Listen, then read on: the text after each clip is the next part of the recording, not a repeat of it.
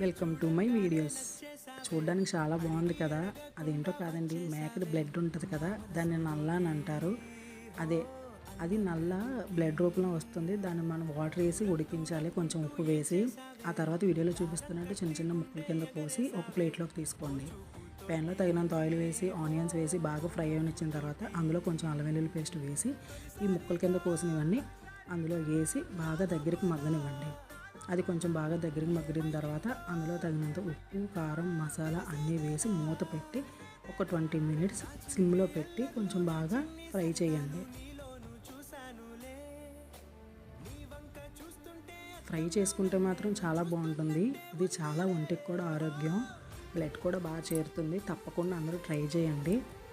20 minutes కొంచెం బాగా మగ్గిన తర్వాత అందులో కొంచెం గరం మసాలా, హోమ్ మేడ్ గరం మసాలా ఉంటుంది కదా, అది వేసి కొత్తిమీర వేసి సర్వ్ చేసుకోవడమే. Thank you.